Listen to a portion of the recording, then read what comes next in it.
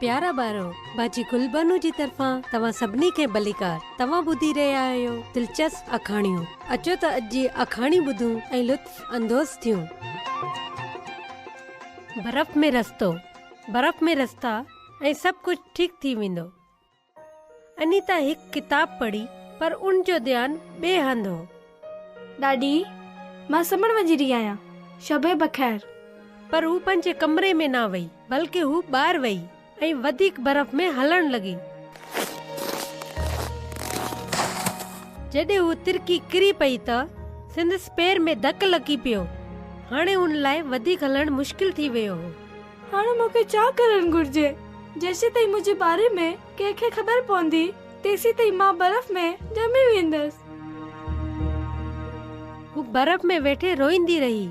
आसमान में तारा चमकी रहा हुआ। अनीता मथे ॾिठो। छा खुदा उनके बचाईंदो? एतरी कदर जो हुन लुकस सां तमाम खराब सलूक रखियो हो। पोइ हुन स्केटिन जी आवाज ॿुधी। मदद करियो लुकस, चाहे तू आई, मेहरबानी करे मुझी मदद कर। मुझे पैर में धक लगो आहे। मां बर्फ वाली गाड़ी वठी अचां तो। ही मुझो जैकेट रख जेस ताईं मां वापस न अचां। जॾहिं हू वरी अकेली हुई त हुन पंहिंजे पूरे दिल सां दुआ कई। प्यारा खुदावन यसू, मां गुनाहगार आहियां ऐं मूंखे तुंहिंजी ज़रूरत आहे। मेहरबानी करे मुंहिंजो सभु गुनाह माफ़ कर। मां तुंहिंजी धी बर्जन चाहियां थी ऐं ही सभु उन करे न आहे त मां हिन वक़्तु मुसीबत में आहियां। आमीन। लुकस बर्फ वारी गाड़ी ऐं कंबल वठी वापस अची वियो।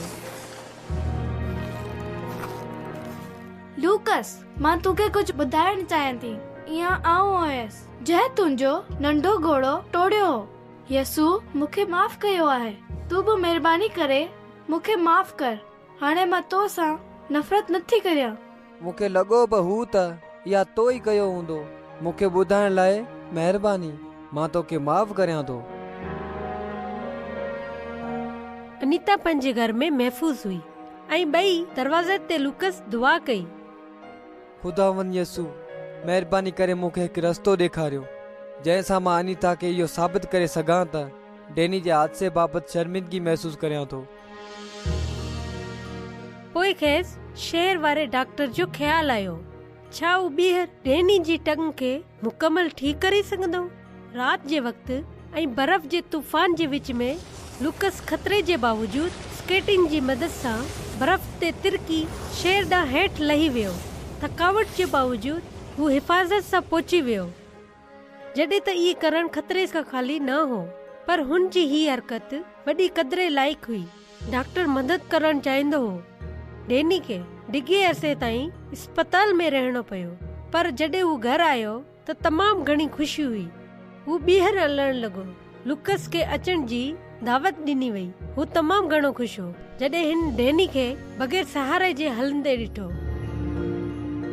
डेनी, तोखे लुकस खे महिरबानी चवण घुर्जे। हुन पंहिंजी जान खे खतरे में विधो जॾहिं हू मूंसां मिलण आयो। ही करण लाइ मां अकेलो न हुयसि। यसू मूंखे रस्तो ॾेखारियो हो ऐं हुन मुंहिंजी मदद कई हुई त मां ही करे सघां। ऐं संदसि पुराणो दोस्त जेको जबलनि में आहे, हुन हर शइ लाइ पैसा ॾिना, पर हू लुकस जो राज़ बणिजी रहियो। ठीकु आहे बारो, हाणे बाजी गुलबानो खे इजाज़त ॾियो। ख़ुदा हाफ़िज़।